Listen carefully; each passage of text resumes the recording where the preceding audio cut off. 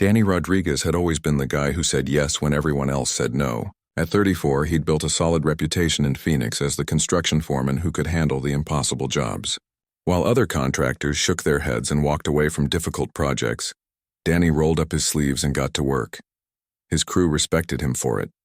They'd seen him turn disaster zones into beautiful homes, transform crumbling buildings into modern offices, and somehow make deadlines that seemed completely unrealistic. Danny had this way of looking at a mess and seeing the potential underneath. It's what made him good at his job, but it's also what got him into the biggest trouble of his life. The morning everything changed started like any other Tuesday. Danny was at his usual coffee shop reviewing blueprints and checking his phone for messages from clients. The place was packed with the usual crowd of construction workers grabbing breakfast before heading to job sites. The smell of bacon and fresh coffee filled the air, and Danny felt good about the day ahead. That's when his phone rang. The number wasn't familiar, but something about it looked expensive. When he answered, a smooth voice on the other end introduced himself as Robert Chen, a tech entrepreneur who'd made millions developing software for real estate companies. "I've heard you're the man to call when a job seems impossible," Robert said. His voice carried that confidence that comes with serious money. "I have a project that's been turned down by every major contractor in the city. They all say it can't be done in the time I need." Danny felt his pulse quicken. This was exactly the kind of challenge he lived for. "What kind of project are we talking about?" "A complete renovation of a historic mansion in Scottsdale. 22 rooms, original hardwood throughout. Needs everything from electrical to plumbing to structural work. The catch is I need it done in 6 weeks. 6 weeks. Danny almost laughed. A project like that would normally take 6 months, maybe more if there were surprises along the way. And old houses always had surprises. "Mr. Chen, I appreciate you thinking of me, but 6 weeks for a full renovation of that size. That's not realistic, even with a big crew working around the clock." "I know it sounds crazy," Robert replied. "That's why I'm offering $200,000 for the job. Cash payment on completion." Danny's coffee cup stopped halfway to his mouth. $200,000. That was more money than he'd made in the past 2 years combined. With that kind of payment, he could finally pay off the loans on his equipment, catch up on his mortgage, and maybe even have enough left over to buy the engagement ring he'd been saving for. He'd been with Lisa for 3 years now, and she'd been patient while he built his business. She deserved better than the cheap ring he could currently afford. She deserved a real proposal, maybe even a nice vacation somewhere tropical. $200,000 could change everything. "I'd need to see the property first," Danny said, trying to keep his voice steady. "Of course. Can you meet me there this afternoon?" "I'll send you the address." The mansion sat on 2 acres in one of Scottsdale's most exclusive neighborhoods. Even from the outside, Danny could see why other contractors had walked away. The place was massive, with intricate stonework and huge windows that probably hadn't been properly maintained in decades. The landscaping was overgrown, and paint peeled from the elaborate trim work. Robert was waiting for him in the circular driveway, leaning against a brand-new Tesla. He was younger than Danny had expected, maybe early 30s, with the kind of casual, expensive clothes that screamed success. Designer jeans, a simple white t-shirt, and shoes that probably cost more than most people's monthly rent. "Thanks for coming out," Robert said, shaking hands with a firm grip. "I know the outside looks rough, but the bones of this place are solid. My architect says it has good potential." They spent the next 2 hours walking through every room. Danny took notes on his tablet, measuring spaces and checking the condition of walls, floors, and ceilings. The place was bigger than it looked from outside. Room after room of high ceilings, ornate moldings, and original features that would be beautiful once restored. But Danny also saw the problems. Water damage in 3 of the bedrooms, electrical wiring that hadn't been updated since the 1960s, plumbing that would need to be completely replaced. The kitchen was stuck in the 1980s and would require gutting down to the studs. "This is a beautiful house," Danny said as they finished the tour. "But Mr. Chen, I have to be honest with you. 6 weeks isn't enough time. Even if I brought in extra crews and worked 7 days a week, we're looking at 3 or 4 months minimum." Robert nodded like he'd expected this response. "I know it seems impossible." "That's exactly why I need someone like you, someone who doesn't give up when things get difficult. It's not about giving up. It's about physics. There are only so many hours in a day, and some things can't be rushed.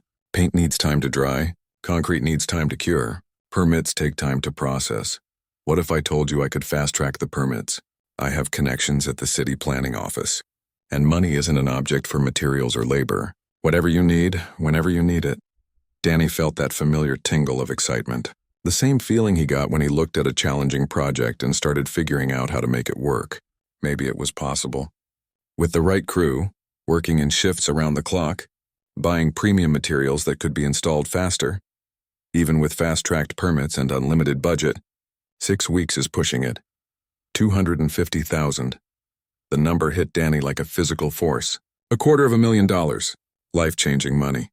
Enough to pay off everything he owed and start fresh. Enough to give Lisa the life she deserved. If I did this, Danny said slowly, I'd need complete creative control. No interference, no second-guessing. You'd have to trust me to do the job my way. Absolutely. You're the expert. I just need it finished by the deadline. Danny looked around the grand foyer one more time. Sunlight streamed through the dirty windows, illuminating dust particles floating in the air.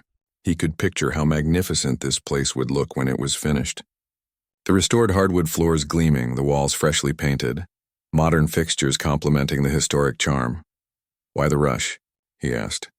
What happens in 6 weeks? Robert's smile flickered for just a moment. I'm hosting a major investor meeting here. Some very important people who need to see that I can deliver on my promises. This house is part of a larger development project I'm pitching. That made sense. Rich guys loved showing off, and nothing impressed investors like a perfectly restored mansion. Danny understood the pressure of deadlines and the importance of making good impressions. I'll need half the money up front to cover materials and crew costs. I can do that. But Danny, I need to know you're committed. Once we start this, there's no backing out. The timeline is firm. Danny thought about Lisa waiting at home, probably planning their modest dinner and wondering when he'd finally be able to afford something better. He thought about his crew, good men who deserved steady work and better pay. He thought about all the safe, boring jobs he could keep taking, making just enough to get by but never enough to really succeed. Let's do it, he said. Extending his hand, Robert's grip was firm and confident. I knew you were the right man for this job. You're going to do something amazing here. As Danny drove home that evening, his mind was already racing with plans. He'd need to call in favors, hire additional crews, and work longer days than he'd ever worked before. But it was possible. Difficult, maybe even crazy, but possible. He couldn't wait to tell Lisa the news. Their future had just gotten a whole lot brighter. The first week felt like a dream. Danny's crew showed up early Monday morning, ready to tackle what everyone was calling the impossible project. The guys were excited about the overtime pay and the chance to work on something special. Danny had promised them bonuses if they met the deadline, and word had spread that this job could set them all up for months. Tony, his longtime electrician, whistled when he saw the mansion. Boss, this place is incredible. When we're done, it's going to be like something out of a magazine. That's the plan, Danny replied, unloading his tools from the truck. But we've got our work cut out for us. 6 weeks to transform this place completely. The demolition went smoothly. They gutted the outdated bathrooms, stripped the old wallpaper, and removed decades of cheap renovations that had covered up the original beauty. Underneath layers of paint and modern additions, they found stunning architectural details. Hand-carved moldings, original tile work, and hardwood floors that just needed refinishing. Danny felt vindicated. This was exactly why he'd taken the job. Other contractors had looked at the surface problems and walked away, but he'd seen the potential. Every day brought new discoveries that proved his instincts had been right. Robert stopped by regularly, always pleased with the progress. He brought coffee for the crew and spoke knowledgeably about the renovation process. Danny appreciated having a client who understood construction and didn't micromanage every decision. You guys are doing incredible work, Robert said on Friday of the first week. I knew I chose the right contractor, but it was during the second week that the first real problems started showing up. Danny arrived Monday morning to find city inspectors waiting in the driveway. A woman with a clipboard and a stern expression introduced herself as Patricia Wong from the building department. We're here for a surprise inspection, she announced. We've received reports about work being done without proper permits. Danny's stomach dropped. All our permits are in order. Mr. Chen assured me they were fast-tracked through the system. Patricia checked her tablet and frowned. I show permit applications submitted, but nothing approved yet. According to our records, no work should have started on this property. The next 2 hours were a nightmare. The inspector found several violations, including electrical work that should have been done by a licensed electrician under permit. She issued a stop work order that would halt the project until all permits were properly processed and approved. How long will that take? Danny asked, trying to keep his voice calm. Normal processing time is 2 to 3 weeks, maybe longer if there are complications. 3 weeks. That would put them past the deadline before permits were even approved. Danny called Robert immediately. Don't worry about it, Robert said smoothly. I'll make some calls. This is just bureaucratic nonsense. We'll have it sorted out by tomorrow. But tomorrow came and went with no resolution. Then Wednesday. By Friday, Danny's crew was getting restless. They couldn't work without permits, but they also couldn't afford to sit around unpaid. What do you want us to do, boss? Asked Miguel, his best carpenter. I've got bills to pay. Let me talk to the client again, Danny said. We'll figure this out. When he called Robert, the response was different this time. Less confident, more irritated. These city people are being completely unreasonable, Robert complained. I'm working on it, but they're giving me the runaround. Look, why don't you guys focus on work that doesn't require permits? Painting, cleaning, stuff like that. It wasn't ideal, but it was better than nothing. Danny's crew spent the next week doing prep work, cleaning and planning for when the real construction could resume. But Danny could feel time slipping away and the pressure was building. Lisa noticed the change in him immediately. He'd been so excited when he first told her about the project, talking about their future and all the things they'd be able to afford. Now he was quiet at dinner, distracted and stressed. Maybe this job isn't worth it, she said one evening as they sat on their small apartment balcony. You're working yourself into the ground and we barely see each other anymore. It's just a rough patch, Danny replied. Once we get past these permit issues, everything will be fine. This job is going to change our lives, Lisa, trust me. But even as he said it, he could hear the doubt creeping into his own voice. The third week brought new problems. When the permits finally came through, Danny discovered that the electrical situation was worse than anyone had realized.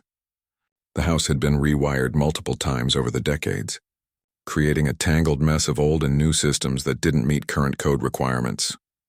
The whole electrical system needs to be redone, Tony explained, showing Danny a junction box that looked like something from a horror movie.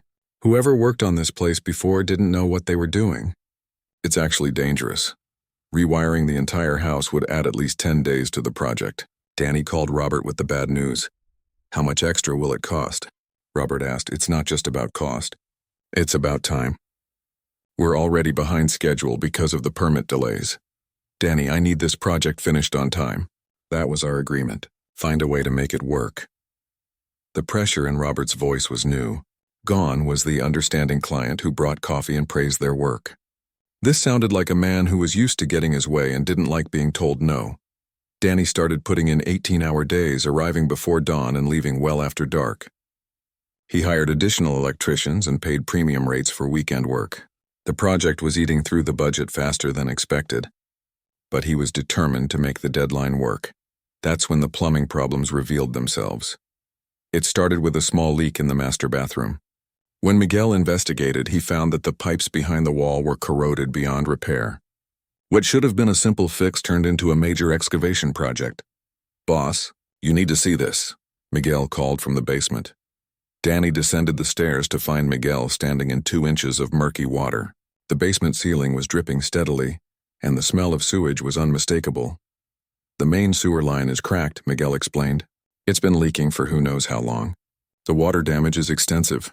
Danny stared at the mess, calculating time and costs in his head.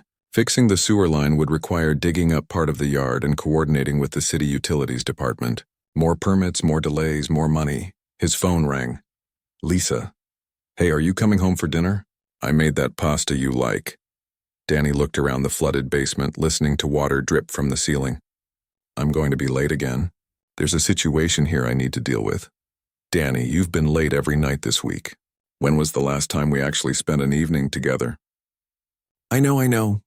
This project is just more complicated than I expected.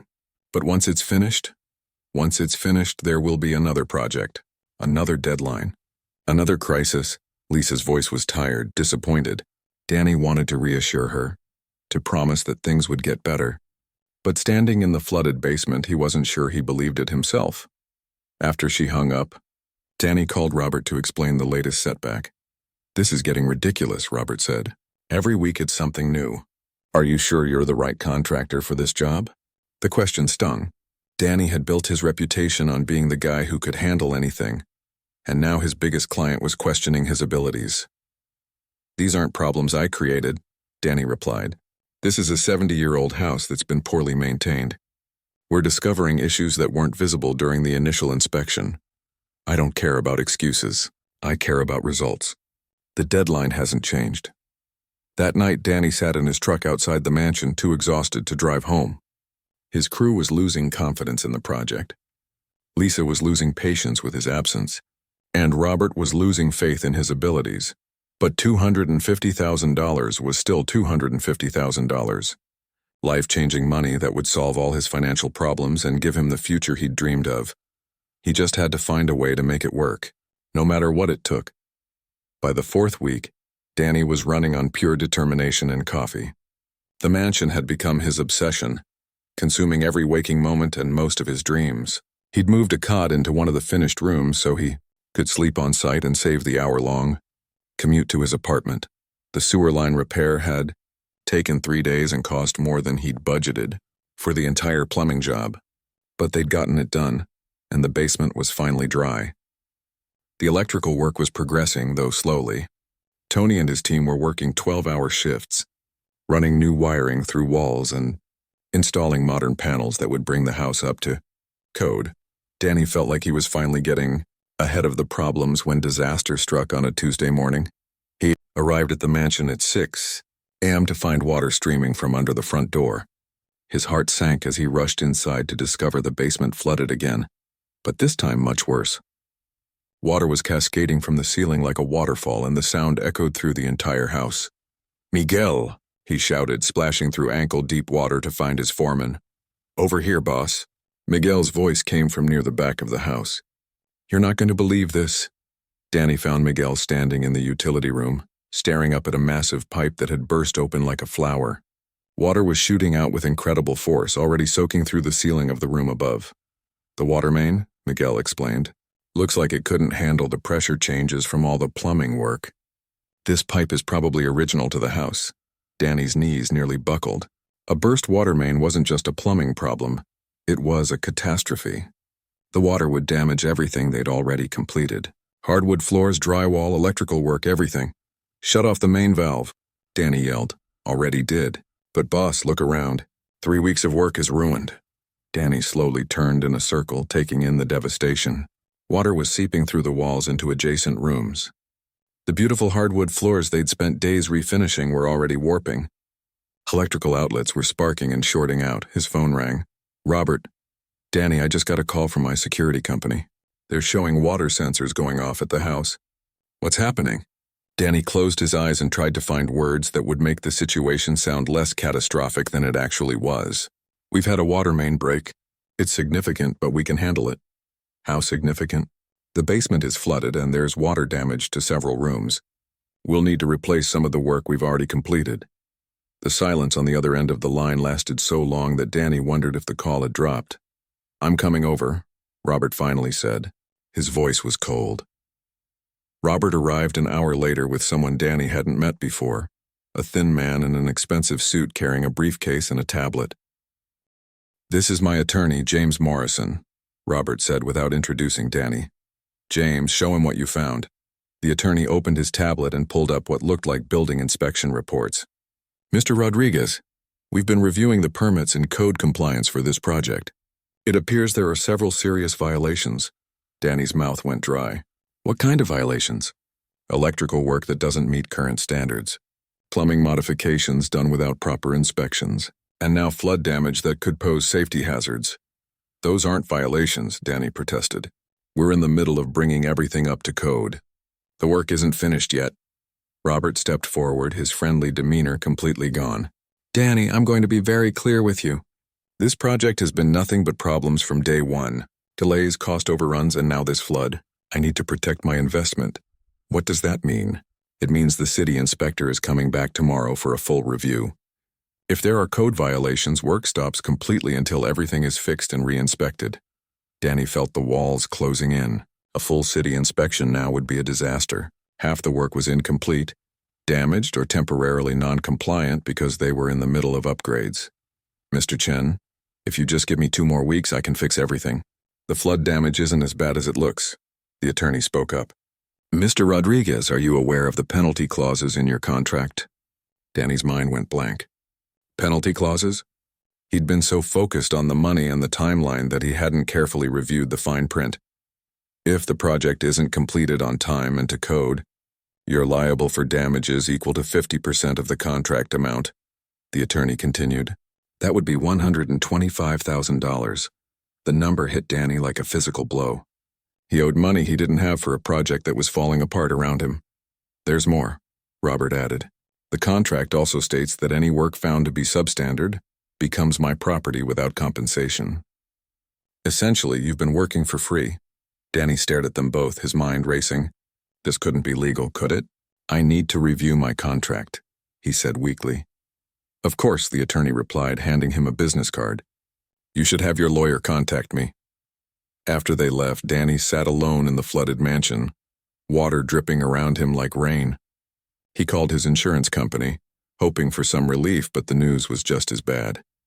Flood damage caused by construction activities isn't covered under your policy, the adjuster explained. You'd need specific coverage for that type of risk.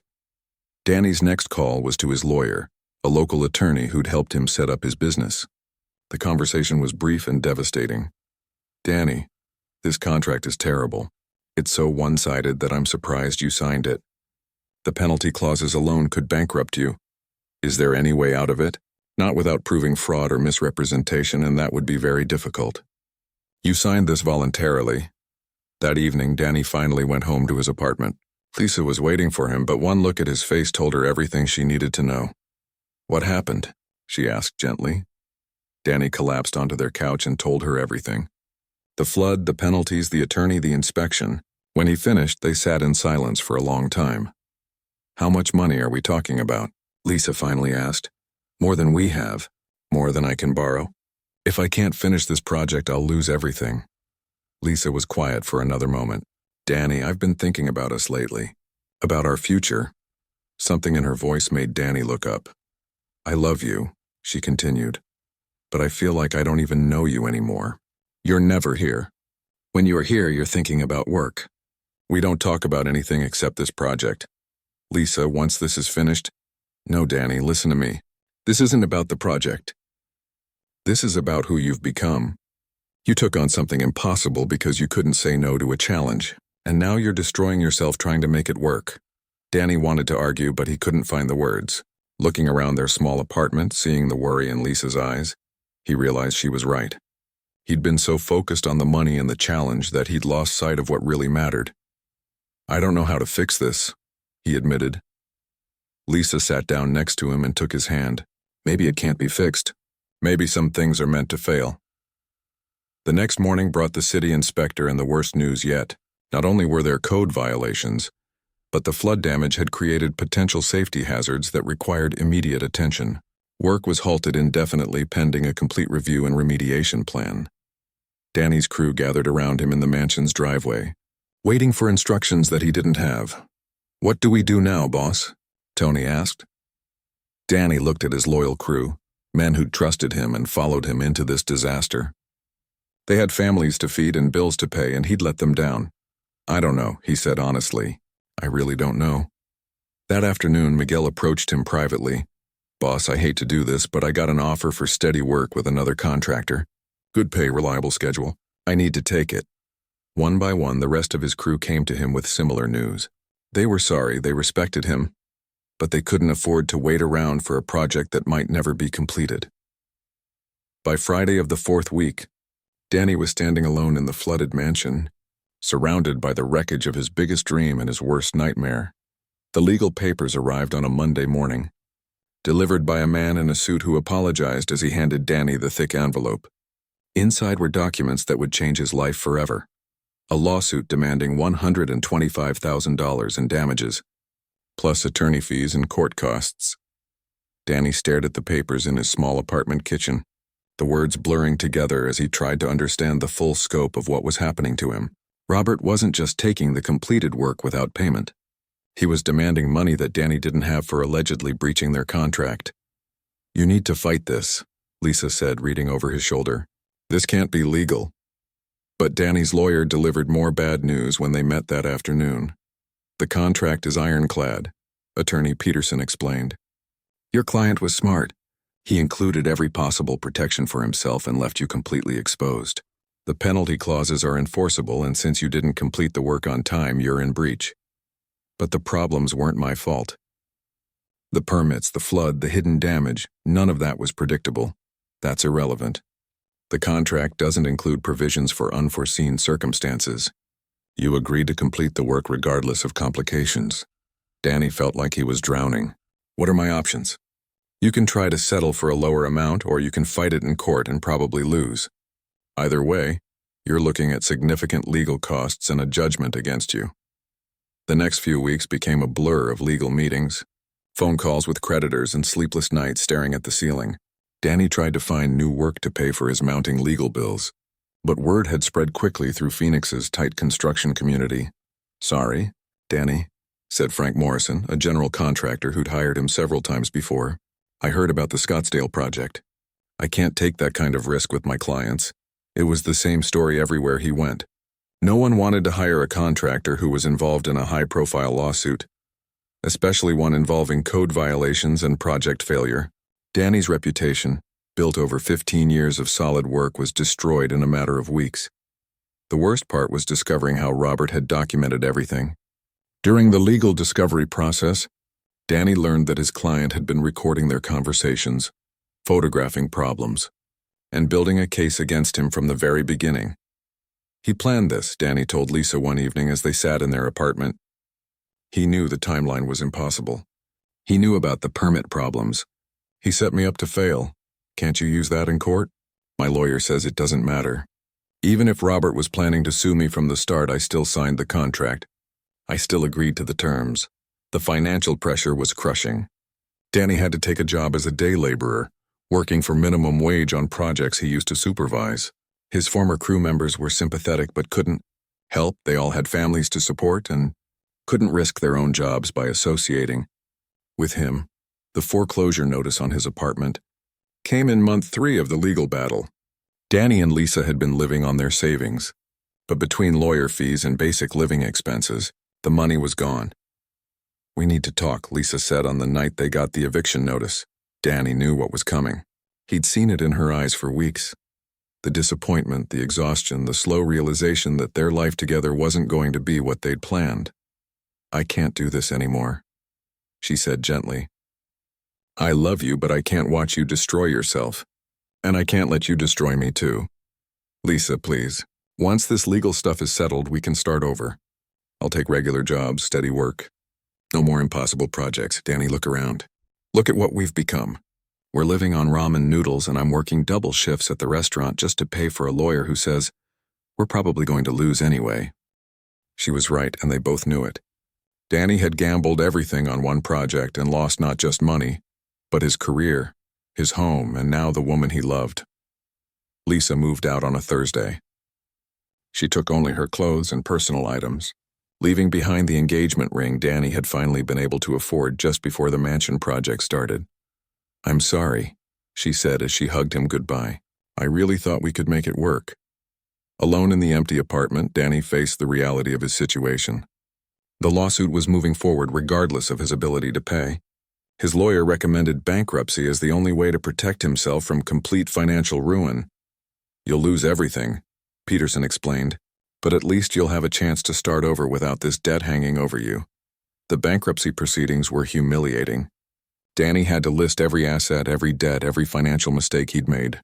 The judge was matter-of-fact but not unkind, explaining that Danny would lose his truck, his tools, and his equipment, everything he'd built his business around. "You're young enough to recover from this," the judge said. "But I hope you've learned something about reading contracts and managing risk." The local news picked up the story during the bankruptcy hearing. "Local contractor loses everything in mansion project gone wrong," was the headline that ran on the evening news and in the Phoenix Business Journal. The reporter interviewed Robert, who expressed disappointment in Danny's unprofessional conduct and failure to deliver on promises. Danny watched the news segment from a cheap motel room, having lost his apartment the week before. Seeing Robert on television, looking concerned and reasonable while describing Danny as incompetent, was almost worse than losing everything else. The story spread through social media and industry forums. Comments ranged from sympathy to harsh criticism. Some people defended Danny, saying he'd been set up by an unscrupulous client. Others blamed him for being naive and taking on a project he couldn't handle. "Rodriguez should have known better," wrote one commenter. "This is why you always read the fine print." Danny's parents tried to help, offering to let him move back to their small house in Tucson.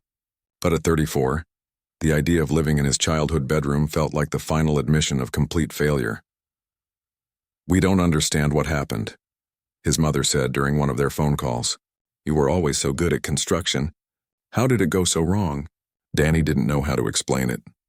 "How do you tell your parents that you'd been so blinded by money and ego that you'd ignored every warning sign? How do you admit that your need to prove you could handle anything had cost you everything?" The panic attack started around month 6. Danny would be walking down the street or standing in line at the grocery store when suddenly his chest would tighten, his vision would blur, and he'd feel like he was drowning. The first time it happened, he thought he was having a heart attack. "It's anxiety," the emergency room doctor explained. "Very common in people dealing with financial stress and major life changes." "Are you getting any counseling?" Danny couldn't afford counseling. He couldn't afford much of anything. He was living in weekly rate motels and working whatever day labor jobs he could find.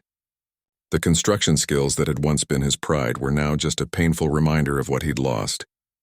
The worst moments came at night, lying on a cheap motel mattress and replaying every decision that had led him to this point.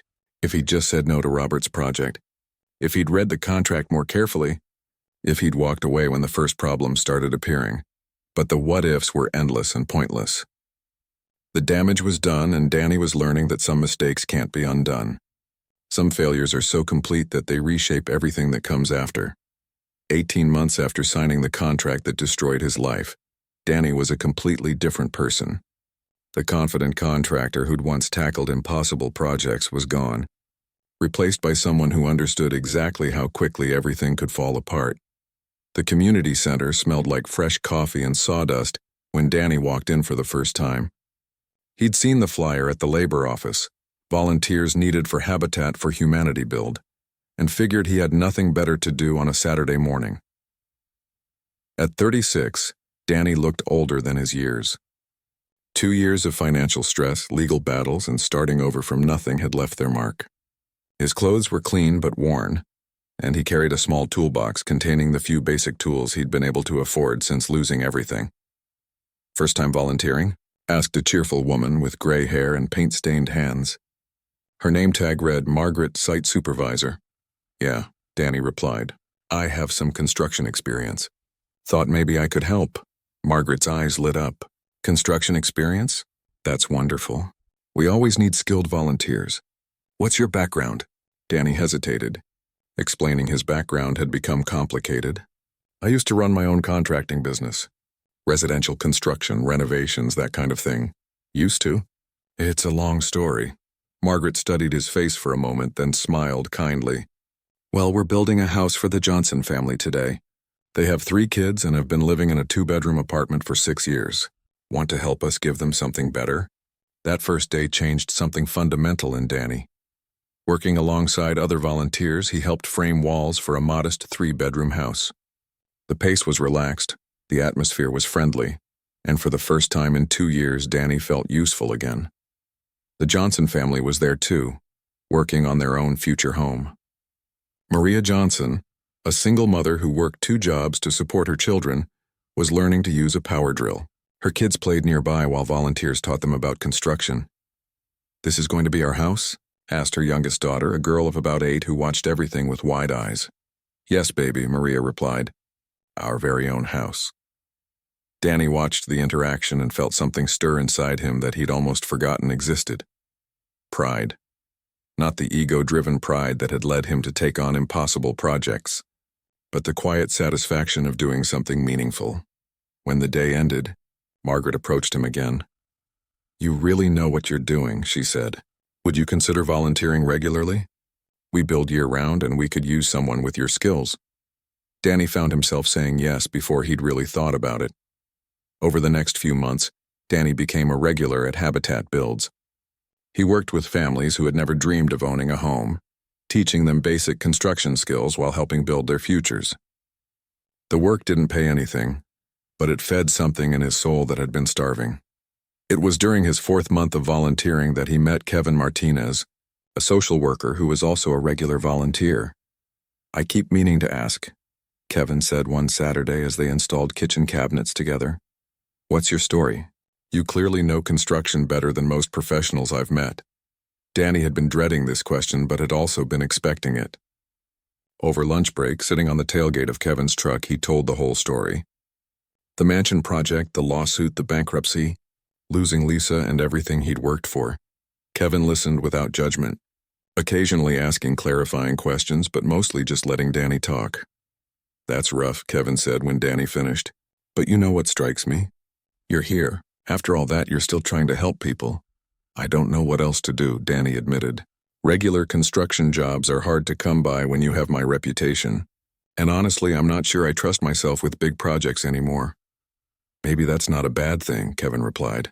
"Sometimes we need to lose everything to figure out what really matters."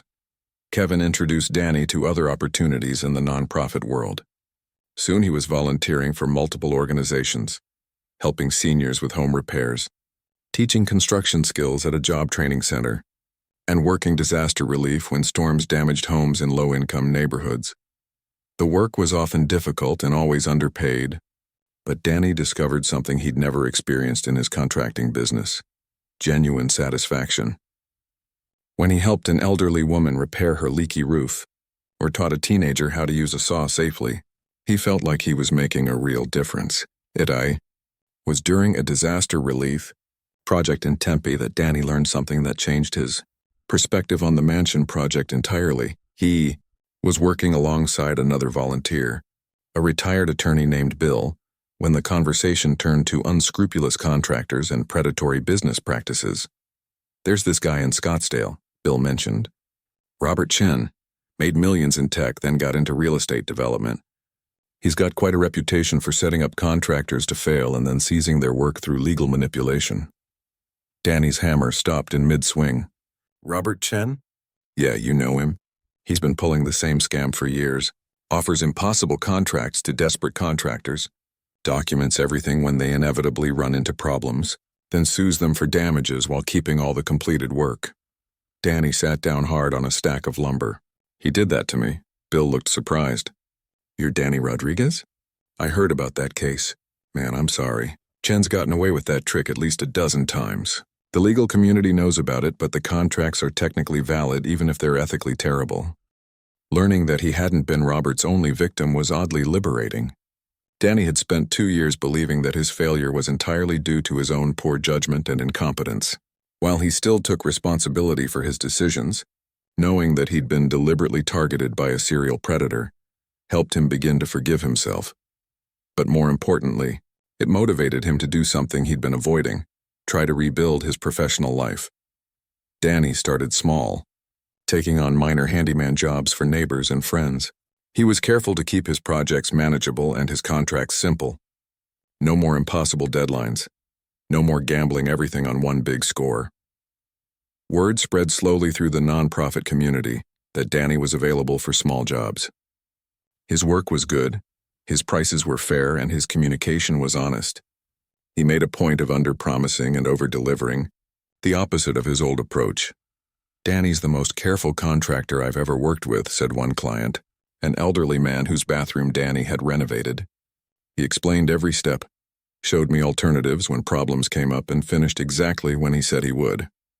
The business grew gradually. Danny hired his first employee after a year, a young man he'd taught construction skills to at the job training center. Then another. Within 2 years, he had a small crew doing honest work for reasonable prices. The money wasn't spectacular, but it was steady. More importantly, Danny had learned to find satisfaction in work itself rather than just the financial rewards. He enjoyed teaching his employees, problem-solving with clients, and building things that would last. He never saw Lisa again, though he heard through mutual friends that she'd gotten married and moved to California. Danny was happy for her. She deserved better than the obsessed, financially reckless man he'd become during the mansion project. Danny's relationship with his parents improved as well. They were proud of how he'd rebuilt his life and career, but more than that, they were relieved to see him happy again. "You seem different," his mother observed during a visit. "Calmer, more at peace with yourself." She was right. The desperate ambition that had driven Danny to take on impossible challenges had been replaced by something more sustainable. The simple satisfaction of doing good work for good reasons. On the 5th anniversary of the mansion project disaster, Danny drove past Robert's completed house in Scottsdale. It was beautiful, exactly as spectacular as he'd envisioned it would be. For a moment he felt the old pang of regret and anger. But then he thought about the family he was helping that weekend, a veteran who needed a wheelchair ramp built for his home. That project would pay Danny enough to cover his expenses and a little profit. More importantly, it would change someone's life in a meaningful way. Danny had learned that success wasn't measured by the size of the project or the amount of money involved. Real success was about building something that mattered, whether it was a mansion for a millionaire or a simple ramp for someone who needed help. He drove away from the mansion without looking back, heading home to plan his next small, honest, satisfying project.